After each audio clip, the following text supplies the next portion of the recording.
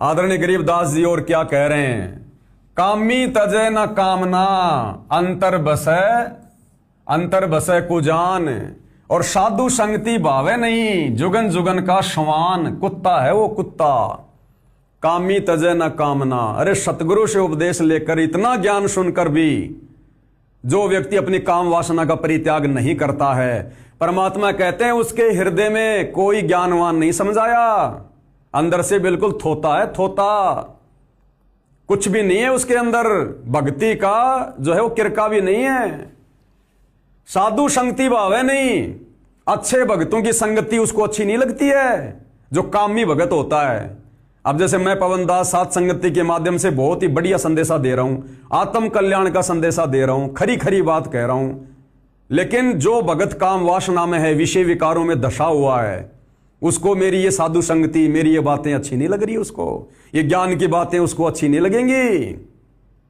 तो उनके विषय में कहा है कि अगर किसी कामी व्यक्ति को अगर आप ज्ञान की बात बताओगे, अच्छी बात बताओगे, तो उसके हृदय में आग लगेगी।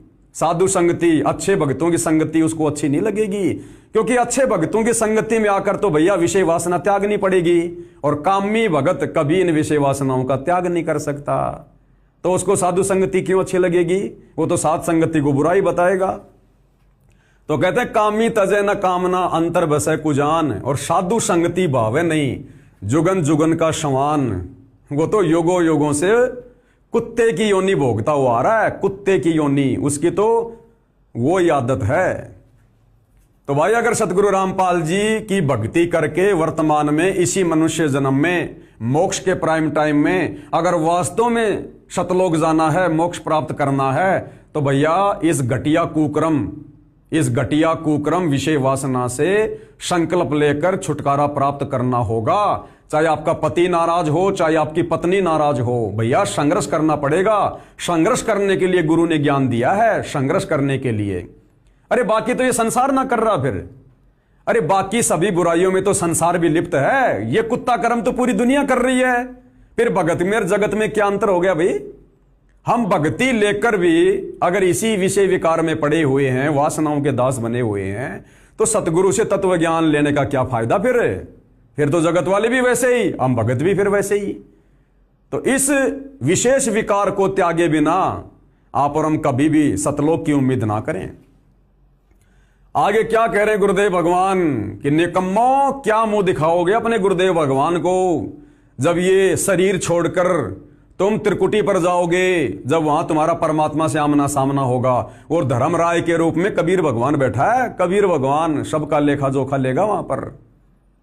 पूछेगा बेटा मनुष्य जन्म क्यों दिया था, तेरे को पता ना? क्योंकि वहां तो बुद्धि ऑन हो जाएगी कि मैं तो बड़ा रो रो के परमात्मा से कह रहा था कि भगवान एक मनुष्य जन्म दे दो, आपकी भक्ति करूंगा, सारी बुराइयों से दूर रहूंगा, हे परमात्मा मैं तो मोक्ष करवाऊंगा।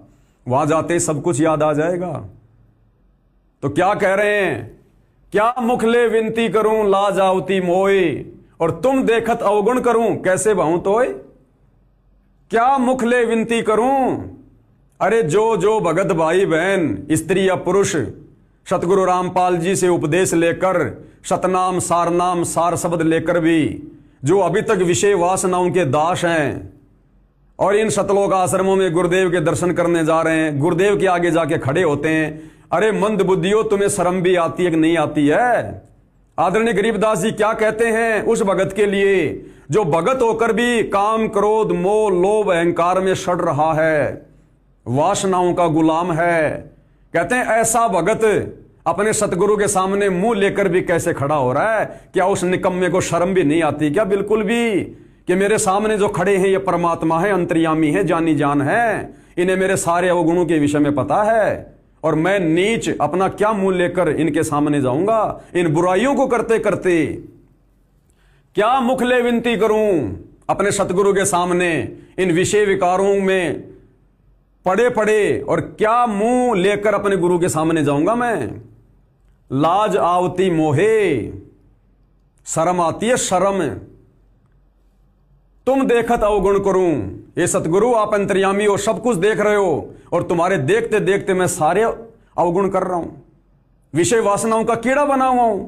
आपने इतना समझा दिया, इतना बता दिया, इतना ज्ञान दे दिया, 33 अरब ज्ञान हम भाख्या, इस मंद बुद्धि जीव के एक नहीं लाग्या।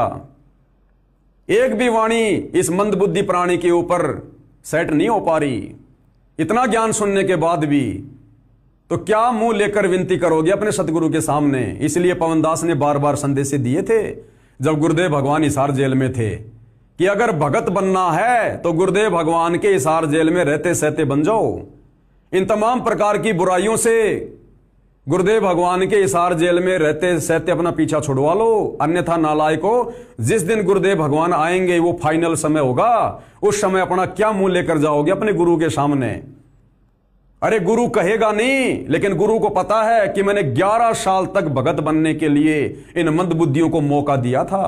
इतना ज्ञान सुनाकर मैं 11 साल से जेल में बैठकर इनकी परीक्षा ले रहा था।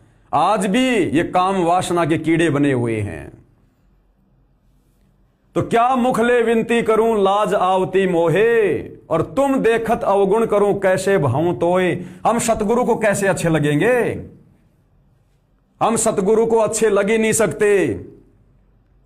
हृदय से सतगुरु कभी हमें प्रेम नहीं करेगा, बाहर से चाहे कितना ही मुस्कुराए। लेकिन जब तक हम इन विषय विकारों से दूर नहीं होंगे तब तक हम सतगुरु को कभी भा नहीं सकते, कभी अच्छे नहीं लग सकते। चाहे कितनी भक्ति करें, कितना गुणगान करें, कुछ भी करें, जो परमात्मा का विधान है वो विधान है। आगे क्या कह रहे हैं परमेश्वर। एक शब्द है पूज्य गुरुदेव भगवान का, लोक लाज मर्याद जगत की और तिरण ज्यों तोड़ बगावे। लोक लाज मर्याद जगत की। अरे भैया ये तो तत्व ज्ञानहीन लोगों की मर्यादा है। ये शादी करना, शादी करके बच्चे पैदा करना, काल की खुराक तैयार करना, विषय वासनाओं का कीड़ा बना रहना, ये तो जगत की मर्यादाएं हैं।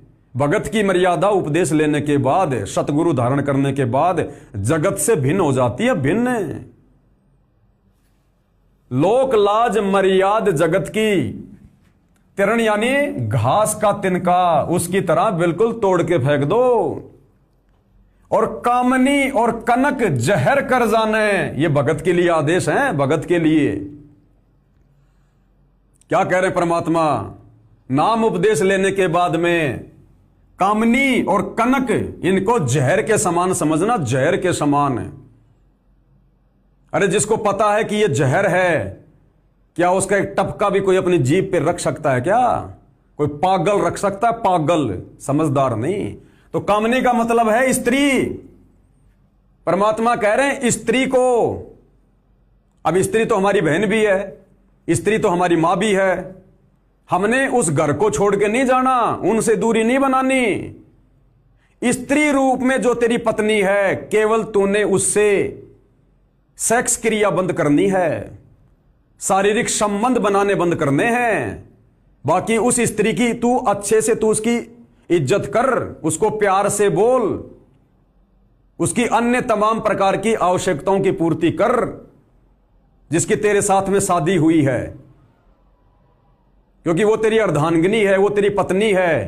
पिछले ऋण संबंधों के चलते तेरा और उसका संबंध है।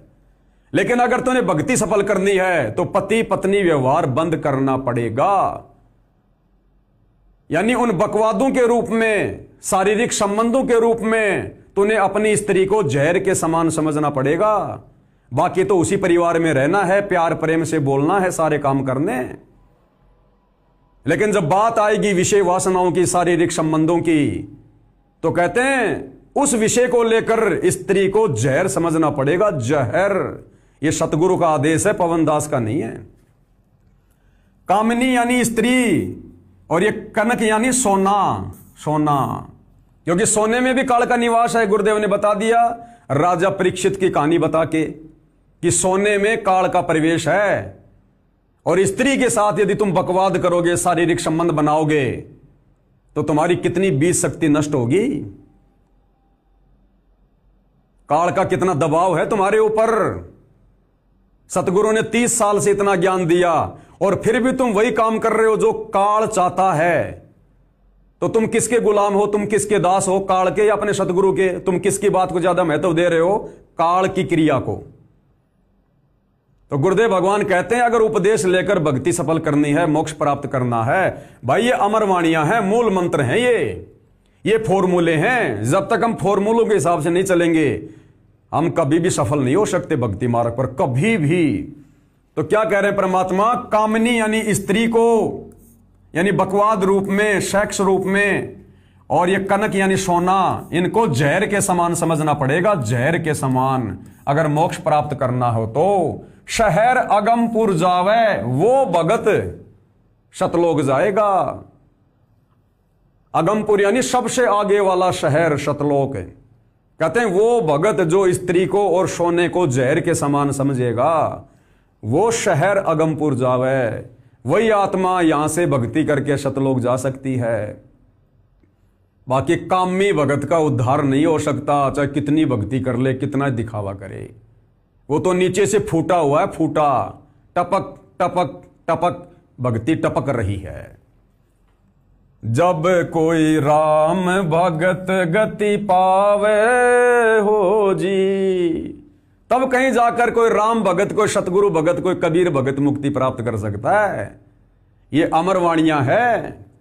जो लोग ये कहते हैं ना कि सतगुरु रामपाल जी से उपदेश लेने के बाद क्या अपनी पत्नी के साथ भी शारीरिक संबंध बनाने छोड़ने पड़ेंगे, भाई बहन का रिश्ता कायम करना पड़ेगा, ये गुरुजी ने कब कहा? ये कह रखा गुरुजी ने, इन वाणियों में कह रखा गुरुजी ने, इन शब्दों में कह रखा गुरुजी ने। और गुरु तुम्हें खोल खोल के नहीं बताएगा, खोल खोल के नहीं बताएगा। अगर गुरु खोल खोल के बता देता ना, तुम भक्ति मार्ग पर आज दिखाई भी नहीं देते कि यो न्यारा है बाबा, पति पत्नी के संबंधों को भी भाई बहन के संबंधों में तब्दील करवा रहा है। हमारी छोटी बुद्धि को देखते हुए इसलिए गुरु सत्संगों में साफ साफ नहीं कहता है। बाकी कहने को गुरुदेव ने सत्संगों में सब कुछ कह दिया, और इसीलिए तो कहा परमात्मा ने कि शब्द शयन सतगुरु की पहचान है, वो पावे अटल सुहाग रे। सतगुरु ने सत्संगों में, पुस्तकों में जो संकेत कर दिए हैं मर्यादा निभाने के लिए, विषय विकारों से दूरी बनाने के लिए, भैया उनका पूर्णतया पालन करना पड़ेगा, तभी वो आत्मा सतलोक जा सकती है। लोक लाज मर्याद जगत की और तिनके जो तोड़ बगावे एक झटके में। ये विषय वासना वाला खेल जो खत्म हमने करना है, ये धीरे धीरे नहीं करना कि चलो मैं एक महीने में 5 बार अपनी पत्नी के साथ में सोता हूं, अगले महीने में 3 बार सोऊंगा, फिर 2 बार सोऊंगा। नहीं नहीं नहीं नहीं, परमात्मा कहते हैं ये तो ऐसी बीमारी है, इसके तो जड़े काटो। ज्ञानकार गाम का चमकासा होता है। ये बुराइयां छूटनी होंगी जिस भगत की, एक झटके में छूटेंगी, एक झटके में, धीरे धीरे करने से नहीं छूटती है। तो लोक लाज मर्याद जगत की और तिनके जो तोड़ बगावे, एक झटके में तोड़ के फेंक दो अगर मोक्ष चाहिए तो। और कामनी और कनक जहर कर जाने, वो शहर अगमपुर जावे, जब कोई राम भगत गति पावे हो जी। भाई और बहनों, अभी केवल वाणियों के ऊपर वीडियो चल रहा है। आगे आपको सतगुरु रामपाल जी के द्वारा लिखित पुस्तकों में कोई 10 प्रमाण दिखाऊंगा कि खुद की स्त्री के साथ में शारीरिक संबंध बनाने वाला दुराचारी व्यक्ति है व्यभिचारी। और 5वें वेद सूक्ष्म वेद की वाणियों से दिखाऊंगा कि खुद की स्त्री के साथ संभोग करना भक्ति मार्ग में कितना हानिकारक है।